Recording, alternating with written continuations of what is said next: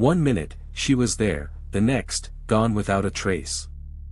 February 9, 2004, 21-year-old Maura Murray crashes her car on a deserted New Hampshire road. When police arrive just 10 minutes later, she's vanished. No footprints, no struggle, just eerie silence. Was it a runaway plan? A kidnapping? Or something far darker? Here's what chills me: her dorm reeked of bleach. Her laptop was wiped clean. And a mysterious red truck was spotted near the crash, but the driver was never found. For 20 years, this case has haunted investigators, and tonight, we're exposing secrets you've never heard before. We drop new true crime deep dives every 3 days. If you're hooked, smash that subscribe button and hit the bell, because our next video, it's about another victim who disappeared into thin air. And trust me, you won't see the ending coming.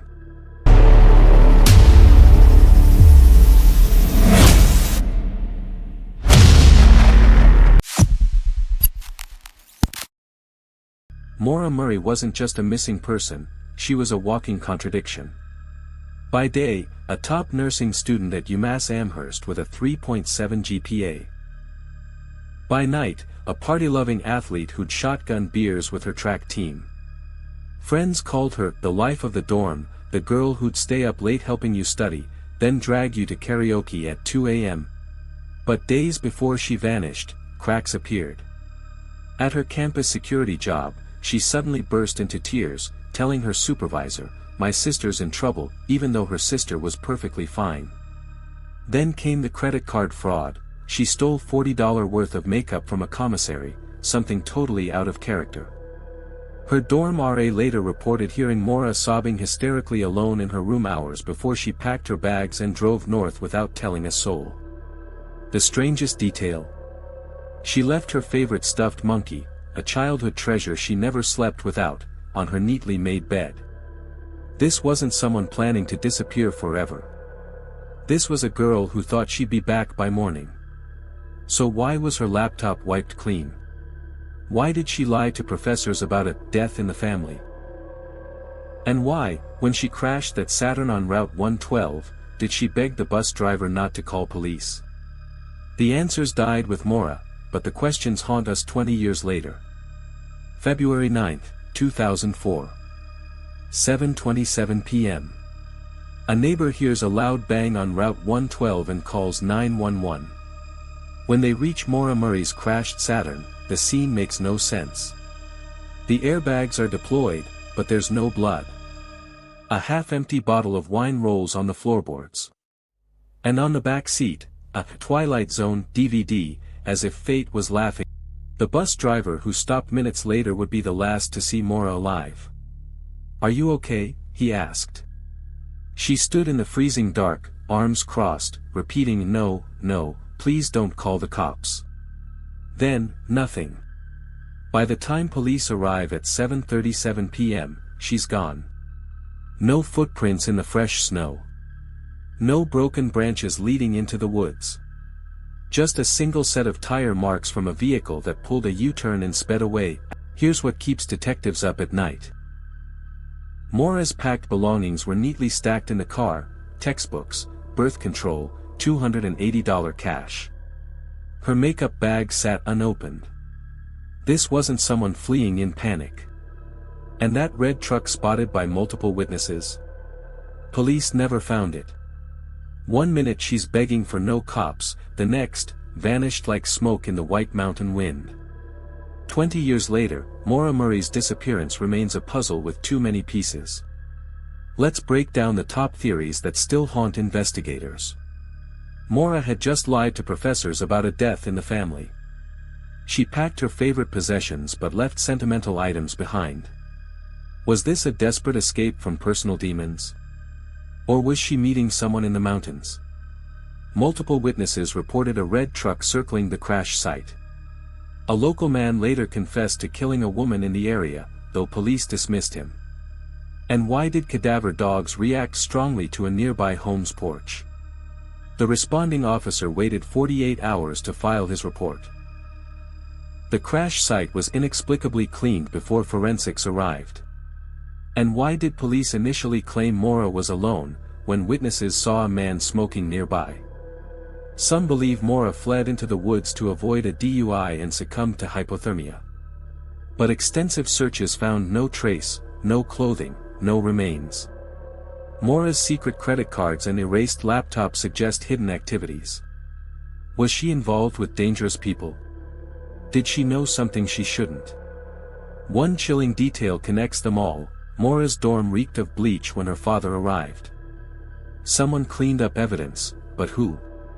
And why? The search for Maura Murray became one of New England's most extensive manhunts, and one of its most baffling failures. Within 48 hours of her disappearance, over 100 officers combed the frozen woods with bloodhounds. The dogs picked up Maura's scent near the crash, then lost it abruptly in the middle of the road, as if she'd vanished into thin air or been pulled into a vehicle. Cadaver dogs later reacted strongly to a porch just half a mile away, but police never obtained a search warrant.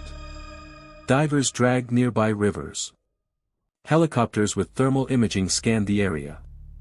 Nothing. Not a single piece of clothing. Not a strand of hair.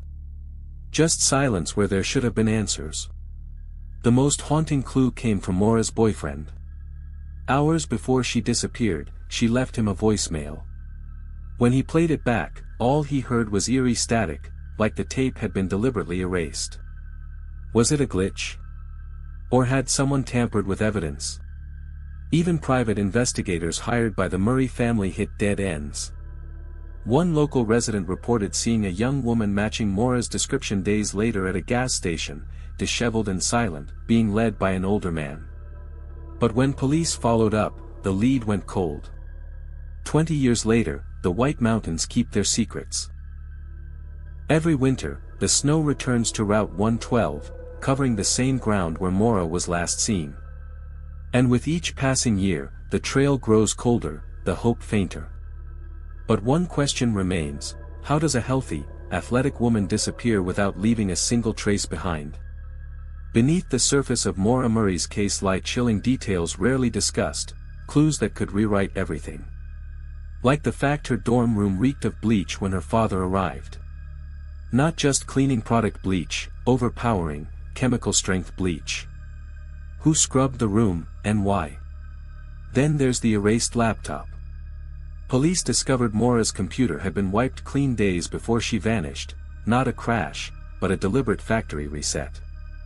What was on it that someone needed gone? Witnesses saw a red truck circling the crash site that night, but here's what wasn't reported: a second vehicle, a dark sedan with Massachusetts plates, was idling nearby. The driver never came forward. Most haunting.